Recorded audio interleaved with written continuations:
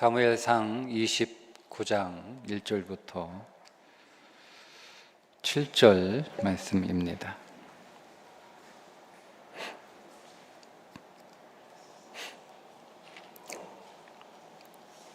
함께 읽겠습니다. 블레셋 사람들은 그들의 모든 군대를 아벡에 모았고 이스라엘 사람들은 이스라엘에 있는 샘 곁에 진쳤더라. 블레셋 사람들의 수령들은 수백 명씩 수천 명씩 인솔하여 나아가고 다윗과 그의 사람들은 아기스와 함께 그 뒤에서 나아가더니 블레셋 사람들의 방백들이 이르되 이 히브리 사람들이 무엇을 하려느냐 하니 아기스가 블레셋 사람들의 방백들에게 이르되 이는 이스라엘 왕 사울의 신하 다윗이 아니냐. 그가 나와 함께 있은지 여러 날 여러 해로되 그가 망명하여 온 날로부터 오늘까지 내가 그의 허물을 보지 못하였노라. 블레셋 사람들의 방백들이 그에게 노한지라. 블레셋 방백들이 그에게 이르되 이 사람을 돌려보내어 왕이 그에게 정하신 그 처소로 가게 하소서. 그는 우리와 함께 싸움에 내려가지 못하리니 그가 전장에서 우리의 대적이 될까 하나이다. 그가 무엇으로 그 주와 다시 화합하리이까? 이 사람들의 머리로 하지 아니하겠나이까? 그들이 춤추며 노래하여 이르되 사울이 죽인 자는 천천히요 다윗은 만만히로다 하던 그 다윗이 아니니까 하니 아기스가 다윗을 불러 그에게 이르되 여호와께서 살아계심을 두고 맹세하노니 네가 정직하여 내게 온 날부터 오늘까지 내게 악의 있음을 보지 못하였으니 나와 함께 진중에 출입하는 것이 내 생각에는 좋으나 수령들이 너를 좋아하지 아니하니 그러므로 이제 너는 평안히 돌아가서 블레셋 사람들의 수령들에게 거슬러 보이게 하지 말라 하니라. 아멘. 오늘 제목이 아기스도 변했는데 우리가 왜 못 변할까? 아기스 오늘 본문에 나와 있는 블레셋 왕입니다. 아기스 왕. 여러분 원래 아기스는 어떤 사람이죠? 아기스가 나오는 장면이 두 군데 있는데 처음 다윗을 만났을 때 다윗이 사울을 피해 쫓기다가 블레셋 땅으로 가면 사울이 나를 쫓아오지 못하겠지 그렇겠죠? 적진이니까 사울이 다윗을 잡으러 그 적진까지는 들어가지 못할 것이니 다윗이 그 블레셋 땅으로 피신을 해 아기스를 만나게 되는데 그 아기스가 블레셋 땅으로 피신한 다윗을 보고 이렇게 얘기를 했습니다. 사무엘상 21장 14절과 15절 말씀인데 아기스가 그의 신하에게 이르되 너희도 보거니와 이 사람이 미치 광이로다. 어찌하여 그를 내게로 데려왔느냐? 내게 미치광이가 부족하여서 너희가 이 자를 데려다가 내 앞에서 미친 짓을 하게 하느냐? 이 자가 어찌 내 집에 들어오겠느냐 하리라. 그러니까 다윗을 미친 사람 취급을 했죠. 물론 다윗이 미친 사람인 척한 것은 맞습니다. 그런데 이 아기스 왕이 다윗을 보고 미친 사람이다. 미친 짓 하고 있다. 내 집에 들어올 수 없다. 결코 내 집에 들어올 수 없다라고 하는 이 이야기는 이방인들이 예수 그리스도를 대하는 방식과 똑같은 방식입니다. 이방인들이 복음을 듣고 그 복음에 관하여 믿음에 관하여 예수 그리스도에 관하여 우리가 예수 그리스도를 믿는 일에 관하여 뭐라고 얘기하냐면 미친 짓이라는 거죠. 믿음대로 사는 것은 미친 짓이다. 신앙대로 사는 것은 미친 짓이다 라고 하는 것이 복음을 대하는 예수 그리스도를 대하는 세상의 이방인의 방식입니다. 그래서 결코 내 인생 안으로 들어올 수 없다. 복음이 예수가 교회가 결코 내 인생 안으로 들어올 수 없다라고 하는 것이 그리스도를 대하는 복음을 대하는 세상의 방식입니다. 그런데 그런 아기스가 변했죠. 미친 짓을 하며 들어갔던 다윗이 다시 블레셋에 나옵니다. 그러다가 시간이 좀 많이 지나고 난 뒤에 이제는 군대를 데리고, 처음에는 혼자 블레셋 아기스에게 피했다가 이번에는 군대를 데리고 블레셋 아기스에게 피신하게 되고, 그 아기스로부터 시글랏이라고 하는 땅을 불화받아 거기에서 이제 다윗을 따르는 무리들과 600명의 다윗을 따르는 무리들과 그의 가족들이 시글락에 이제 다윗의 촌락, 뭐 다윗의 마을, 뭐 이런 이름이 붙었겠죠. 거기서 이제 생활을 하게 되다가 이 블레셋과 사울 간에 큰 전쟁을 앞두고 다윗도 하는 수 없이 어쨌든 자기가 정치적으로 블레셋의 망명한 입장이니 아기스가 다윗을 호출합니다. 너도 군대를 데리고 이 전쟁에 참여하라 하여서 다윗도 어쩔 수 없이 그의 동족 이스라엘과 싸워야 되는 처지에 놓여 있는데 어떻게 할까 고민이 많이 되었겠죠? 여러분 어떻게 해야 됩니까? 어떻게 해야 됩니까?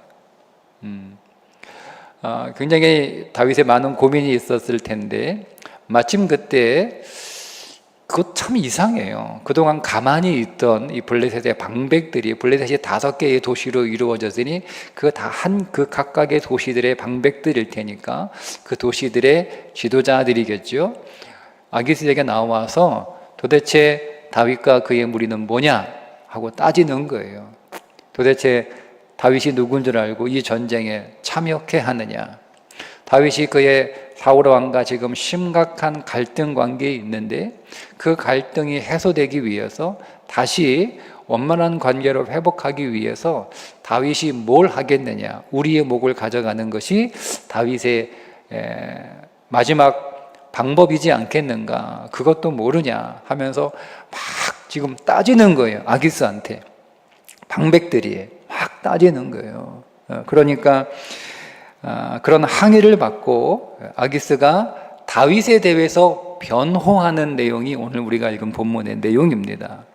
다윗을 변호합니다. 3가지로 변호합니다. 그에게는 죄가 없다. 내가 그의 잘못을, 그의 허물을 보지 못했다. 2번째, 그는 의로운 사람이다. 그는 공의로운 자다. 3번째, 그는 선한 사람이다. 예수 그리스도를 향해서 하는 고백하고 똑같잖아요. 죄가 없다, 의로운 자요, 선한 자다 라고 하는. 여러분 이게 누구 입에서 지금 나오고 있냐면 블레셋 왕의 입에서 나오고 있는 일종의 신앙 고백이죠. 변했죠. 여러분 블레셋이 어떤 사람인지는 잘 아실 거 아니에요. 성경 블레셋이 등장하는 그 시작부터 계속 여러분 우리가 블레셋은 그 사람들이 어떤, 블레셋이요 원래 해양 민족, 팔레스타인 원주민이 아니고요 해양 민족이에요.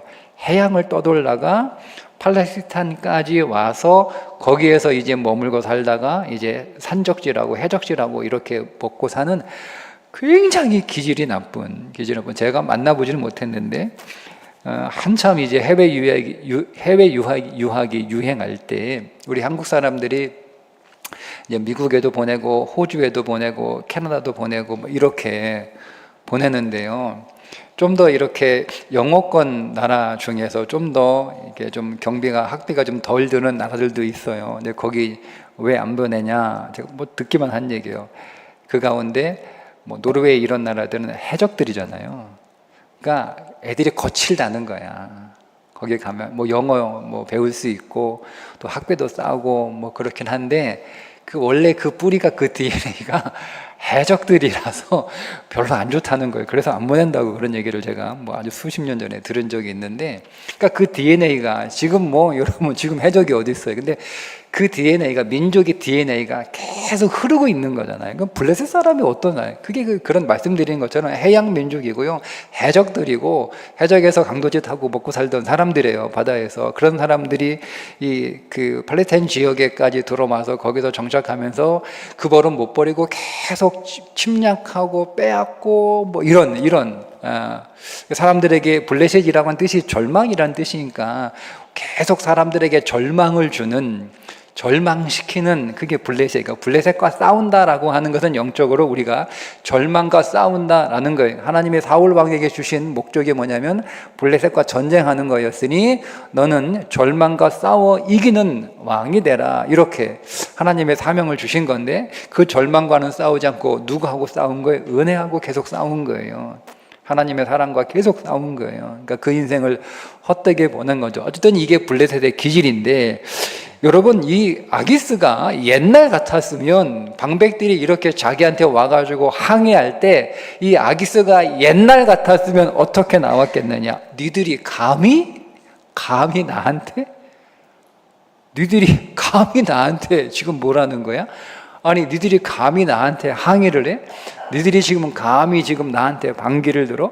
니들이 지금 감히 내가 하고자 하는 일에 반대를 해? 하고 방백들 다 죽었어요. 아기스의 기질이, 원래 기질대로 하면, 예? 도대체 미친 사람이 부족해서 예? 이 미친 짓 하는 사람을 내게로 데려와, 뭐 이렇게 할 정도였으니까. 근데 아기스가 성품이 변했어요. 사무엘상 29장에 와서 21장에서 아기스와 29장의 아기스가 다른 사람이에요. 여러분, 지금 아기스는요, 다윗 때문에 성질을 많이 죽이고 있는 거예요. 지금 다윗 때문에 지금 많이 참고 있는 사람이 지금 아기스였습니다. 자, 이런 아기스도 변했다면 우리도 변하지 않을까요? 아기스가 다윗과 수년간의 교제를 통해서, 처음 다윗을 알지 못했을 때는 다윗을 미친 사람으로 취급했지만, 그 다윗과 깊은 교제를 수년간 하고 난 뒤에 아기스는 그를 통하여 놀라운 성품의 변화를 경험하게 됩니다. 여러분, 우리도 주님과 깊은 교제를 통해 우리가 주님을 알면 알수록 우리는 변화되지 않을 수가 없다. 물론 다윗을 만난 모든 사람들이 다 이 아기스처럼 변화된 것은 아니죠. 다윗을 만났으나 변화되지 않고 오직 더 완악해진 인물이 있으니 그가 바로 사울 왕입니다. 여러분, 사울 왕도 다윗과 깊은 만남과 오랜 교제의 시간을 가졌어요. 그런데 사울은 왜 변하지 않았을까? 아기스는 변했는데 사울 왕은 왜 변하지 않았을까? 그건 다윗을 대하는 태도가 달랐기 때문에 그렇습니다. 사울은요, 다윗을 이용한 사람입니다. 다윗이 필요했어요. 근데 그 다윗이 자기에게 도움이 되는 이용 가치가 있는 사람이었기 때문에 다윗을 곁에 둔 거예요. 처음 사울이 다윗을 만났을 때는 다윗이 골리앗을 쓰러뜨렸을 때 다윗을 처음 만나게 되죠. 그 다음 다윗을 만나게 되었을 때는 그가 정신병이 걸려서 헛소리하고 미친 짓 할 때 수금 타는 자를 불러 그를 회복하게 한 사람이 다윗입니다. 그러니 사울에게 다윗은 굉장히 유용한 사람이에요. 어쨌든 그는 용사이고 또 사람의 마음을 또 잘 치유하고 회복시켜주는 그런 탁월한 어떤 음악적 재질을 가지고 있는 그런 영적인 사람이에요. 그래서 자기 곁에 두었지, 결코 사울이 다윗을 좋아하거나 사랑하기 때문에 다윗을 곁에 둔 것은 아닙니다. 다윗과 오랜 교제의 시간을 가졌으나 사울은 다윗과 인격적인 만남의 시간을 갖지 못했습니다. 그래서 변하지 않습니다. 반면에 사울의 아들 요나단은 어땠습니까? 다윗을 사랑한 사람입니다. 근데 요나단은 다르죠. 아버지하고 아들이 너무 다르잖아요.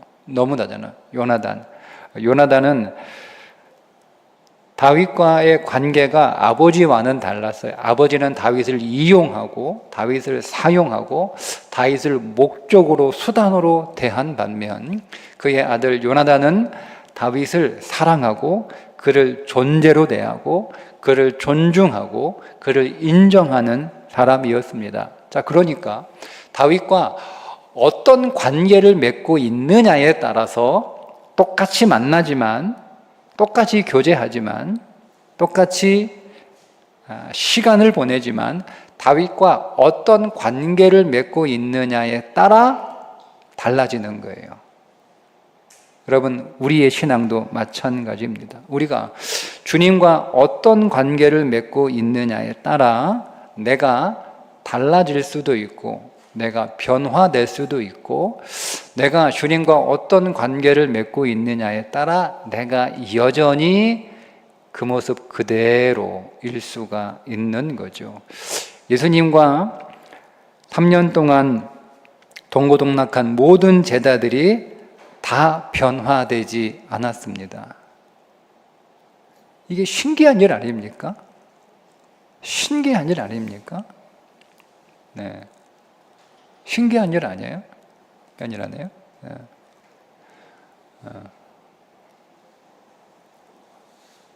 제 후배 목사님이 교회 담임 목사로 부임을 해서 제자 훈련을 양육하는데 교인들이 변한다는 거예요. 변한다는 거예요.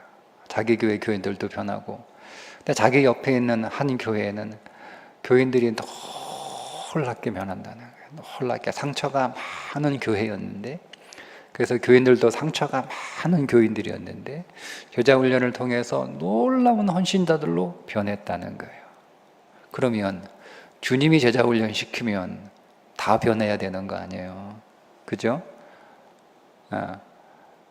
그냥 사람이 제자 훈련 시켜도 사람이 변하는데 주님이 여러분 제자 훈련 시키면 그것도 3년 동안 같이 먹고 자고 동고동락하면서 주님이 가르치시고 주님이 훈련시키면 다 변해야 되는데 12제자가 다 변했습니까? 그렇지 않죠?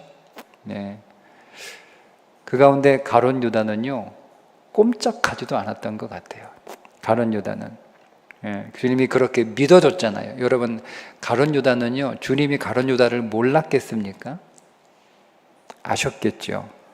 그런데 그에게 돈꾀를 맡겼으니 주님이 가룟 유다를 믿어주신 거예요. 그는 강도라 이렇게 말씀하시잖아요. 처음부터 강도였거든요. 그런데도 주님이 가룟 유다를 믿어줬어요. 그런데 가룟 유다는 조금도 변화되지 않았던 것 같습니다. 왜 그럴까요? 3년 동안 주님으로부터 그 좋은 말씀, 그 놀라운 신비로운 말씀, 그 비밀에 속한 말씀 주님이 다 풀어주고 해석해주고 설명해주고 그것을 생명으로 먹이시고 친히 그의 삶을 통하여 당신이 말씀인 것을 생생하게 보여주시고 체험하게 하시고 하셨는데 여러분은 왜 가룟 유다는 변하지 않았을까요? 주님이 가룟 유다만 빼놓고 다른 제자들만 교육시키셨을까요? 아니면 똑같이 교육은 시키셨지만 가룟 유다만 빼고 다른 제자들은 방과 후 수업해서 더 많이 가르쳐 주셨을까요? 그렇지 않겠죠. 똑같은 시간, 똑같은 장소에서 똑같은 것을 들으며 보며 훈련을 받았을 텐데 유독 가룟 유다는 변화되지 않았던 이유는 뭘까? 주님과의 관계가 달랐기 때문은 아닐까? 다른 제자들과 가룟 유다가 주님과의 관계가 달랐던 거죠. 가룟 유다도 보면 주님을 목적으로 그의 수단으로 그의 야망을 위한 도구로 그의 성공을 위한 발판으로 주님을 이용했던 사람입니다. 주님과 인격적인 관계를 만들지 못했던 사람, 저는 가룟 유다라고 생각을 합니다. 그래서 가룟 유다는 변화되지, 달라지지 않았던 거죠. 잠언 23장 15절에 내 아들아 만일 네 마음이 지혜로우면 나 곧 내 마음이 즐겁고 이 구절은 스승과 제자 사이의 지식이 어떻게 전수되는지를 깨우쳐 주시는 지혜의 말씀인데, 네 마음과 내 마음, 그러니까 스승과 제자가 마음과 마음이 연결되어 있다라는 말씀입니다. 좋은 스승과 좋은 제자는 마음과 마음이 연결되어 있을 때, 그때 가장 좋은 스승과 제자의 관계가 되는 거죠. 그러니까 스승과 제자가 마음과 마음이 이어지는 인격의 관계가 맺어졌을 때 가장 좋은 교육이 이루어진다라는 의미입니다. 그러니까 여러분, 우리가 주님과 믿음의 관계를 맺어갈 때 인격의 관계로 우리가 이 관계를 형성하면 우리가 주님의 좋은 제자가 되고 우리도 변화되고 달라지는 것이다. 내가 변화하고 내가 달라지려고 노력하는 게 아니고, 내가 주님과 인격적인 관계, 마음과 마음이 통하는 인격의 관계가 맺어지면 주님, 내가 스며드는 거예요. 주님께 내가 스며드는 거예요. 스며드는 거예요. 뭐 내가 어떻게 좀 주님 닮아보려고 변해보려고 노력하는 게 아니에요. 신앙은 노력하는 게 아니에요. 성경은 정확하게 표현합니다. 그리스도에게 빠지는 거예요. 그래서 침이라고 쓴 거예요. 침. 성경에 우리가 세례라고 번역하지만 첫 번째 세라는 세라는 단어도 아니고 레라는 단어도 없어요. 그냥 그대로 번역하면 침하다예요. 침하다, 빠지다, 빠지다. 그러니까 예수라고 하는 생명수에 내가 푹 담겨지는 거예요. 푹 담겨지는 거예요. 여러분들이 어떤 빨간 물에 여러분 물을 이렇게 담가 놓으면 무 색깔이 어떻게 돼요? 빨간색으로 되는 거죠. 그죠? 네. 염색이라는 게 그런 거잖아요. 염색이 옷감을 푹 담가 놓으면 그 물감이 그 면에 옷감에 물들어 가지고 색이 나는 거잖아요. 그게 신앙이라는 거예요. 그러니까 예수에 깊이 빠져 있는 거죠. 그래서 그 예수 그리스도의 생명이 내게 스며드는 거예요. 그게 신앙생활입니다. 예, 빠지지 않은데 옆에서 구경 보고 우리가 보잖아요. 예수님이 어떤 분인지 보잖아요. 알잖아요. 듣잖아요. 그러니까 예수님이 이런 분이구나, 내가 한번 따라해 봐야겠다라고 해서 여러분 그렇게 하는 게 신앙생활 아니고, 너무 힘들잖아요. 그걸 종교라고 불러요. 신앙은 뭐냐면 그 예수에 빠지는 거예요. 예수에게 빠지는 거예요. 그 예수에게 깊이 빠지는 거죠. 깊이 빠지는 거예요. 깊이 빠져서 내가 그 예수님의 생명이 내 안에 자연스럽게 스며들어서 내가 물드는 것.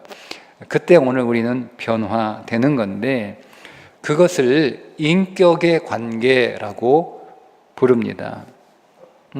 언제 그리스도를 인격으로 만나셨습니까? 제가 이런 질문을 중고등학교 때 그리고 대학 다닐 때 많이 질문을 받았어요. 근데 저는 인격으로 언제 그리스도를 만났어요? 라고 정확하게 인격으로 만나는 것에 대한 정의를 배우지 못한 채 그냥 질문을 받은 거예요. 선생님으로부터, 제 선배들로부터, 야, 너 언제 그리스도를 인격으로 만났어? 이렇게 제 한 학년, 두 학년, 세 학년 선배들. 사실 저는 선생님으로부터 신앙을 배운 것도 있지만 1, 2년 선배들로부터 신앙을 배웠거든요. 교회 가면 형들이 있어요. 그 형들이 앉혀놓고 성경을 펼쳐놓고 가르친 건 아니지만 성들이 도전합니다. 신앙에 대해서 자기들이 한동안 고민했던 거, 한동안 기도했던 거, 믿음에 갈등했던 거, 이런 것들을 저희들한테 얘기를 해줘요. 저는 그렇게 해서 이 형들로부터 또 신앙교육을 받았거든요. 근데 그때 이제 그 형들이 많이 했던 질문 가운데 하나가, 너 언제 인격으로 그리스도를 만났어? 이 질문이었거든요. 근데 인격으로 만난 게 무엇인지는 설명은 안 해줬어요. 근데 그냥 질문만 한 거예요. 그러니까 제가 그게 뭔지 모르지만 인격으로 만난 게 내가 방언 받은 때인가? 내가 은혜 받은 때인가? 내가 영적으로 어떤 은사를 받은 때인가 뭐 이런 건 줄 알았어요. 그래서 내가 방언받지 않았으면 아직 인격으로 못 만났는데요, 이렇게 대답을 하고, 내가 방언을 제가 이번 여름 수련회 때 제가 방언 만나서 인격을 만나서 이렇게 대답을 했어요. 저는 그게 인격으로 만난 줄 알았어요. 한동안, 오랫동안. 그리고도 계속 대학 와서도 그런 선배들이 이제 그런 질문들을 하거든요. 기숙사의 선배들이 같이 이렇게 생활하고 있으니까 4학년 선배가 너는 언제 그래도 인격으로 만나냐? 그때도 그런 줄 알았어요. 인격이 뭔지 설명을 해주지 않아. 성경을 해줘라. 여러분, 그리스도를 인격으로 만나셨습니까? 그리스도를 인격으로 만난다는 게 무슨 의미일까요? 여러분들이 무슨 아주 강력한 성령 체험을 하는 것이 그리스도를 인격으로 만난 것일까요? 여러분 방언하고 저희 때는 입신도 유명했어요. 방언 가지고는 끼지도 못해. 방언은 다 하니까. 그러니까 입신 정도 해야 돼. 입신 정도. 기도하다가 저 황제땅 뒤에 선생님들이 몰려가면 뭐야 하고 쟤 입신했대 와 입신했대 이러. 네, 우리 그 정도였어요. 그 정도. 네. 그게 여러분 그리스도를 인격으로 만난 건가요? 막 방언 통역하고 막 기도하는데 뭔가 번쩍 뭐가 지나가고 우리 많이 그랬거든요. 네, 그게 인격으로 만난 건가요? 네, 인격으로 만났다라는 거. 네. 그건 여러분 어렵지 않아요. 우리가 누군가를 인격으로 대한다는 게 무엇인지를 알면 그게 인격으로 만난 게 무엇인지를 정확하게 알 수가 있습니다. 여러분들이 저를 인격으로 대한다는 게 어떻게 하는 겁니까? 여러분들이 저를 인격으로 대한다. 여러분들이 목회자를 인격으로 대한다는 게 뭐예요? 밥 많이 사주고 선물해주고 여러분 책 사보라고 이렇게 돈 주고 그게 저를 인격으로 대하는 건가요? 아니면 목사님 하면서 제 앞에서 저 칭찬하고 저 세워주고 그러는 게 저를 인격으로 대하는 건가요? 여러분, 학생이 선생님을 인격으로 대하는 건 뭐죠? 스승의 날 뭔가 꿀단지 가져가는 게 하나님을 인격으로 대하는 거, 그 대하는 건가요? 옛날 우리 선생님들은 그랬는데, 학생이 선생님을 인격으로 대하는 건 뭐예요? 선생님 말 잘 듣고 공부 잘하는 거죠. 그게 인격으로 대하는 거잖아요. 부모가 인격으로 자식이 부모를 인격으로 대하는 게 뭔가요? 부모님 생신 때 선물해주고 용돈 드리고 그게 여러분 인격으로 대하는 건가요? 자녀가 부모를 인격으로 대하는 것은 부모님의 말씀에 경청하고 부모님의 뜻에 따르고 부모님을 존중하고 부모님을 인정하고 부모를 부모로 인정하고 부모답지 않아도 부모도 여러분 사람이니 허물과 실수가 있지 않게 그럼에도 불구하고 부모님이니까 나의 아버지이니까 나의 어머니이시니까 다른 이유 없어요. 부모님이 훌륭해서 탁월해서가 아니라 그분이 나의 부모님이시니까 부모님으로 인정하고 존중해 드리는 게 그게 부모님을 인격으로 대하는 거잖아요. 그죠? 그러면 여러분 우리가 예수 그리스도를 인격으로 대한다는 게 여러분 그게 무슨 의미입니까? 그분을 인격으로 대한다는 거. 주님은 오늘 우리를 인격으로 대하시죠. 여러분 주님이 여러분들을 인격으로 대하신다는 건 여러분 언제 경험하시죠? 주님이 여러분들의 기도를 응답하시는 것을 통해 주님은 우리의 이야기를 들으시잖아요. 주님은 우리의 이야기를 들으시고 그 이야기를 또 귀로만 듣는 게 아니라 응답까지 하시잖아요. 그게 주님이 우리를 인격으로 대하신다는 뜻이에요. 여러분 우리가 주님한테 이런저런 이야기하는데 이런저런 요구하는데 그 모든 요구와 그 모든 이야기들이 주님 보시기에 합당하고 올바른 것일까요? 우리가 주님한테 뭔가를 요구할 때 뭔가를 기도할 때 그 요구와 그 기도가 합당하고 올바라서 기특해서 야, 넌 어떻게 그런 기도까지 하니? 여러분 이렇게 주님이 감동하셔서 우리의 기도에 응답하시는 걸까요? 그런 것도 있지만 정말 어처구니 없는 이야기해도 정말 황당한 요구해도 어느 때는 우리의 기도를 그분이 귀 기울여 들으시고 우리의 기도에 응답하시는 것 그게 이유가 뭐냐? 그분이 우리를 인격으로 대하시기 때문에 그렇습니다. 주님 그분은 하실 수 있잖아요. 그분 마음대로 하실 수 있어요. 그분 뜻대로 우리를 다루실 수 있어요. 예. 그런데 주님은 우리가 부족하고 때로는 어리석고 미련해도 주님은 그냥 우리를 인정해 주시고 존중해 주시고 네 생각이 그래, 네 뜻이 그래, 네가 원하는 게 그거야, 그래 하고 다 받아주시잖아요. 그게 우리를 인격으로 대해 주시는 거예요. 저는 그게 인격이라고 생각을 합니다. 그렇다면 오늘 우리도 주님이 나를 인격으로 대하시니 나도 주님을 인격으로 대해야, 그래야 마음과 마음이 통하는 인격의 관계가 되지 않을까요? 주님은 나를 인격으로 대하시는데 나는 주님을 인격으로 대하지 않아. 나는 주님을 수단으로 대하고 목적으로 대하고 내가 원하는 것 해결해 줘야 되고 이루어 줘야 되고 내가 달라고 하면 줘야 되고, 그렇지 않으면 주님한테 잘하다가도 섭섭한 마음에 좀 마음 삐져가지고 그동안 하던 것도 안 하고 잘하다가 기도도 안 하고 잘하다가 사역도 안 하고 잘하다가 교회 잘 안 나오고 신앙생활 제대로 못 하는 거, 그게 주님을 인격으로 대하지 않는 거예요. 주님을 인격으로 대하는 것은 주님은 하나님이시니까 그분을 하나님으로 인정하고 그분을 하나님으로 존중하고, 그래서 그분의 말씀에 경청하고 그분의 뜻을 구하고, 그래서 그분이 오늘 우리 가운데 말씀하실 때 그 말씀 앞에 그냥 말로 아멘 하는 것이 아니라 정말 믿음으로 아멘 하는, 그래서 주님 오늘 우리의 말을 들어주시는 것처럼 우리도 주님의 말을 듣는 것, 그게 상호 간에 인격으로 만나는 관계이고, 그런 인격의 관계가 될 때 우리가 주님께 스며드는 거예요. 그렇게 주님의 생명에 우리가 스며들 때 우리 안에 주님의 생명이 스며들어서 그 생명이 나를 고치고, 그렇게 내가 고쳐지니까 내가 변화되는 거죠. 그러니까 성경에서 변화됐다라고 하는 것은 고쳐졌다는 거예요. 고쳐졌다. 그분의 생명이 내 안에 들어와서 내가 치유되고 회복되었다. 그래서 내가 더 온전해졌다. 하나님의 형상이 내 안에서 온전해졌다. 그러니까 내가 하나님의 형상이 온전해진 부분들이 내 삶에서 드러날 때 그가 변했다. 여러분, 이렇게 말할 수 있는 것입니다.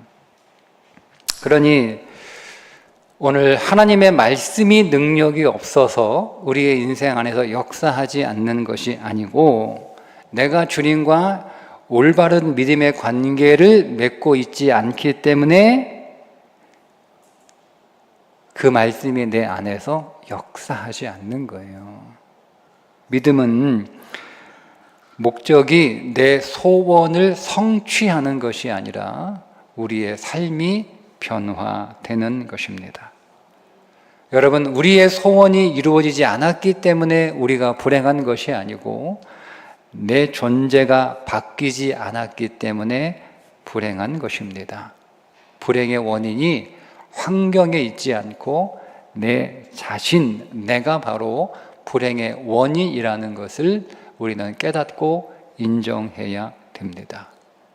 그래서 복음은 그런 내가 죽었다라고 선언하는 것이고, 죽은 것으로 끝나지 않고 그 그리스도와 연합해야 된다라고 말씀하시는 것이고, 더 나아가 그리스도가 내 안에 사신다라고 우리들에게 약속하시는 거죠. 그래서 오늘 우리가 변화되려면 내 안에 그리스도가 사신다라고 하는 것을 믿고 내 안에 계신 그리스도를 인정하고 그 그리스도를 존중할 때, 그때 우리는 그리스도를 인격으로 만나고, 그때 오늘 우리 안에서 그리스도의 놀라운 생명의 역사가 일어나 오늘 우리의 삶이 고쳐지고 온전하게 되는 줄 믿습니다. 그 일을 위해서 우리가 해야 할 게 하나 있죠. 나를 그분에게 드리는 거예요.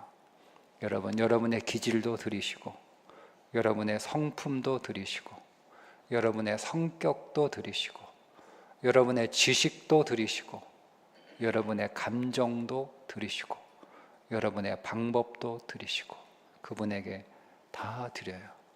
주님, 내가 여기 있사오니 주님 나를 받아 주옵소서.